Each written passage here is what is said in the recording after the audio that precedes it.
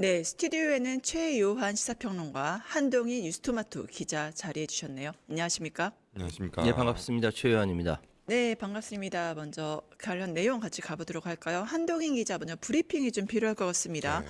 이재명 정부 첫 업무별 업무 그 보고가 생중계로 진행되고 있는데 공공기관들 개혁의 대상이 될 수 있다고 하잖아요. 해당 내용 브리핑 해주시죠.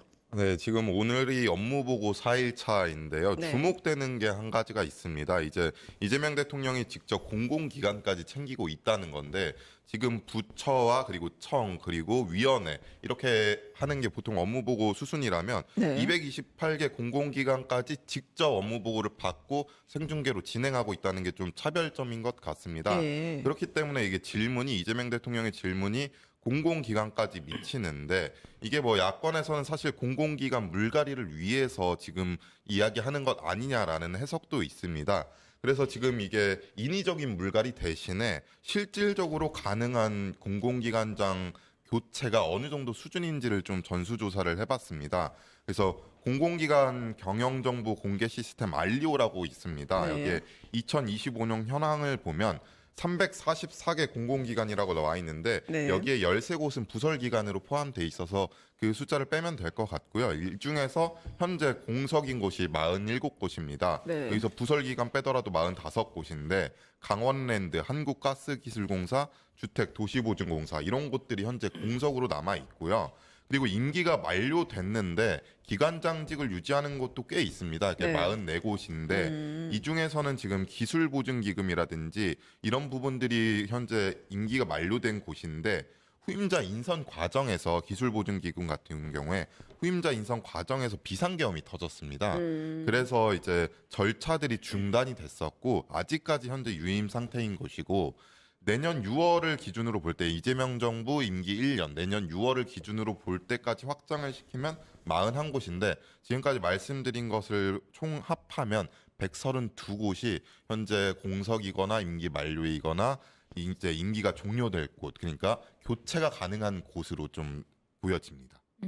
지금 공공기관장에 대한 교체 논의가 거론된 게 결국 업무보고 때문이잖아요. 네. 생방송 업무보고가 어떻게 보면 좀 장점도 있고 단점도 있는 것 같습니다. 네, 지금 생중계 업무 보고라는 게 최초로 이루어지는 상황이다 보니까 이게 너무 처음이다 보니 이게 장단점이 좀 명확하게 드러나고 있는 것 같습니다. 네.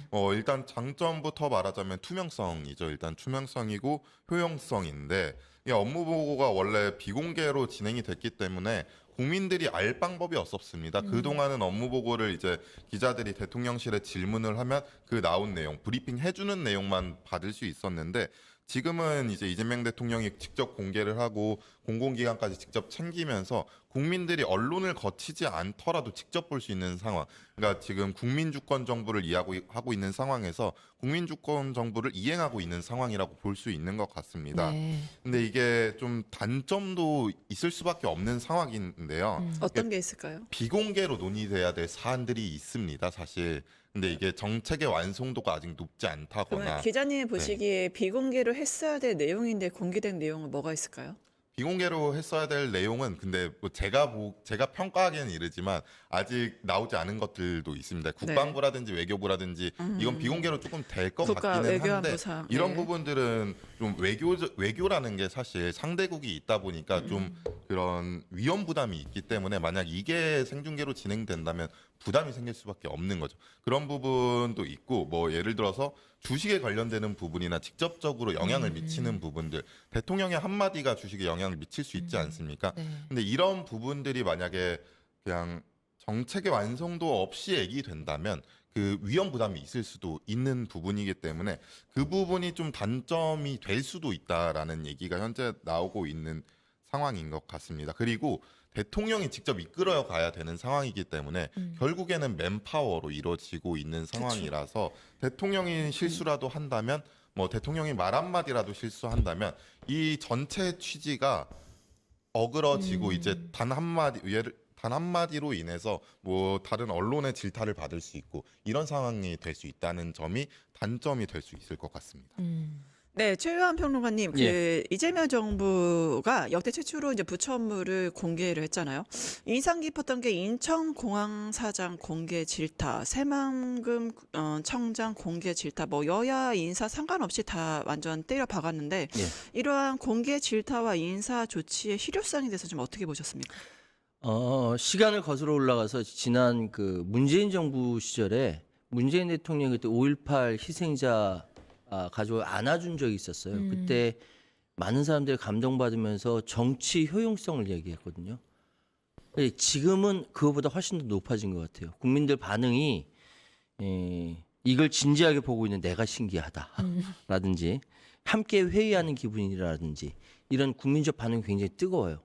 그런데 이제 사람들이 생각할 때 전문성을 갖고 있어야 되는 공기업 대표가 대통령의 질문은 굉장히 평이한 질문이거든요. 국민들을 대신해 질문하는 거니까. 그래서 뭐 하는 곳이죠? 뭐 이건 어떻게 되는 겁니까? 라고 질문하면 아주 명료하게 답변을 해야 되는데 그러지 않고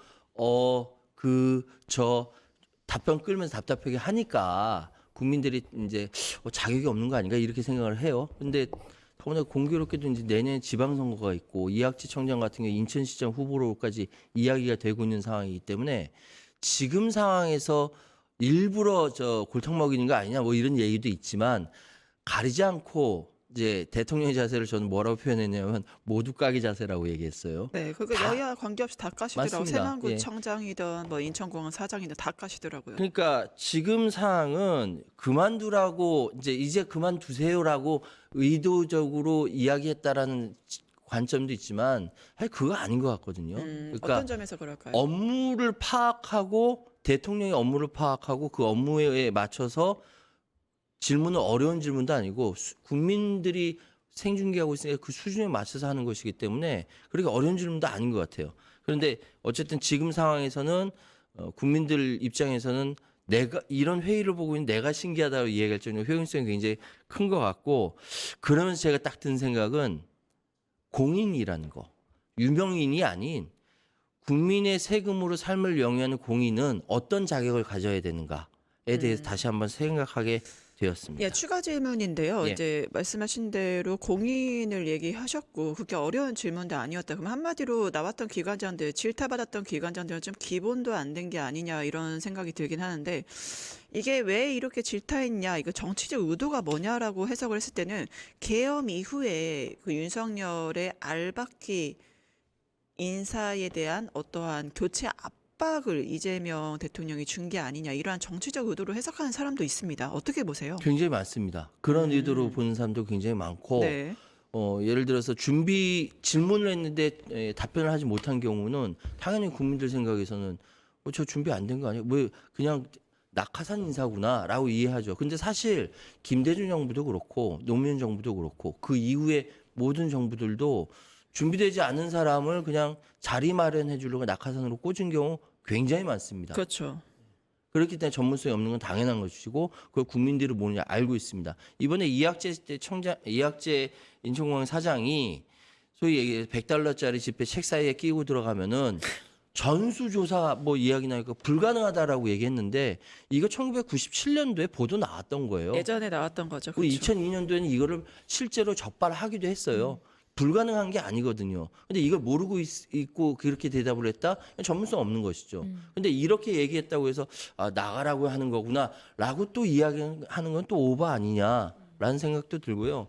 정치적 의도를 가지고 대통령이 질문했는지는 잘 모르겠으나 질문 자체로서는 대통령이 충분히 질문할 수 있는 부분이다. 그래서 기존의 전통적인 이 권력 관계에 익숙한 사람으로서는 부담을 가지겠지만 그렇지 않고 충분히 대답할 수 있는 예를 들어서 그때 식량국장인가요? 저희 식량국장이 있는 줄도 몰랐어요. 답변 잘하더라고요. 그게 공무원의 표본 아닙니까? 그렇죠. 모든 사람이 그렇게 해야 된다고 생각합니다. 송미령 장관 같은 경우도 그때 맨 처음에 국무회의에서 이미 준비를 다 해갖고 굉장히 대답을 잘했기 때문에 지금 연임할 수 있었다라고 하는 측면에서 아무래도 일 잘하는 사람을 좋아하는 게 이재명 대통령이 아닌가 싶습니다. 추가 질문 해주시죠. 지금 계속 얘기가 나오는 게 이학재 사장입니다. 인천공항공사 사장 질타가 좀 강하게 들어갔는데 관련 내용 좀 자세히 전해주시겠어요? 임기가 그러니까 이학재 사장의 임기를 보면 일단 임기 3년이 거의 다 지났습니다. 내년 6월에 이제 교체 대상이기 때문에 뭐 이게 교체를 염두에 두고 했다기에는 뭐 무리수라고 좀 판단이 되고 일단 제가 대통령실 출입이다 보니 그 관련해서 좀 설명을 드리자면 대통령실에서는 이 장면을 좀 상징적으로 좀 설명을 합니다. 그러니까 내란 직후에 6월에 정부가 출범을 했을 때 이제 이재명 대통령이 윤석열 정부 국무위원들 방금 말씀해 주신 내용인데 윤석열 정부 국무위원들과 국무회의를 같이 하지 않았었습니까? 네. 그러니까 당시랑 지금이랑 상황이 별다를 게 없다라는 게 이제 대통령실의 설명입니다. 그때 모든 국무위원들에게 질문을 했고 내란에 가담한 국무위원이라든지 그런 거 상관없이 일단 당시에 능력만 봤다는 겁니다. 능력만 봤고 능력에 따라서 지금 유임을 제안을 했었고 유임을 받아들인 사람이 이제 송민영 장관인 거고 그래서 지금의 기관장에 대한 질타의 영역도 좀 그런 차원인 것 같습니다. 일을 잘하느냐 못하느냐 이게 지금 대통령실에서는 실용주의를 밝히고 있기 때문에 이게 가장 중요한 점이라고 생각하고 있습니다. 네, 이재명 대통령 여러 가지 공개 질타를 했지만 평론가님, 그러니까 보건복지부도 업무보고에서는 모르는 걸 아는 척하는 게 문제다라고 또 얘기를 했습니다. 이거는 좀 어떻게 보셨어요? 진짜 모르는 거 아는 척 하면은 그 상황이 잘못된 정책 결정을 갈 수 있고 그 잘못된 정책 결정은 고스란히 정부의 책임이에요. 네. 그러니까 당연히 이렇게 이야기할 수밖에 없는 것인데 그러니까 그래서 대통령이 이야기한 것이 우리는 국민으로부터 보수를 받으며 국민의 일을 해야 하기 때문에 국민에게 충직해야 한다. 우리가 충성해야 할 대상은 상사가 아니라 국민이다. 저도 국민의 시각으로 물어보는 것이라 명확하게 얘기했거든요. 그러니까 지금 공무원이 어떤 공무원이 이어야 하는가, 자기가 맡은 바 일의 전문성을 가지고 충실히 국민을 위해서 일을 해야 되는 사람이지 정치 줄 타고 승진하기 위해서 그래서는 안 된다라는 것이죠. 자연스럽게 일 잘하는 공무원이면은 이제 그 승급이 보장된다라는 차원에서 이렇게 이야기한 것 같고요. 그래서 정말로 모르는 걸 아는 척하는 게 진짜 문제라는 지적은 적확하다고 생각합니다. 지금 공공기관 344곳 중에 332곳 이상이 기관장 공석이거나 임기 만료 상태라고 하는데 이게 장기화되면 식물기관 우려도 나오고 있거든요. 어떻게 보십니까? 그렇습니다. 그러니까 사실 공무원 집단이 제일 잘하는 건 뭐냐면 복지부동이에요. 딱 엎드려가지고 고개만 딱 들고 가만히 있으면 되거든요. 그 월급 따박따박 나오니까. 네, 이 정권도 지나가리라 이거겠죠. 그렇죠. 네. 그러니까 제일 잘하는 게 복지부동인데 그래서 나라가 운영이 안 되죠. 그러니까 식물기관이라고 얘기 나온 것은 식물기관이 된다 하더라도 공무원들의 뭐 생활이나 이런 것들은 전혀 상관이 없어요. 그런데 거기에 직접적인 피해받는 사람은 누굽니까? 국민입니다. 그래서 식물기관이 되어서는 안 되는 것이죠. 그런데 지금 상황이 계엄 이후 여러 가지 이제 사정이 있겠습니다만 기관장이 공석이기 때문에 식물기관이 된다. 이게 말이 안 되거든요.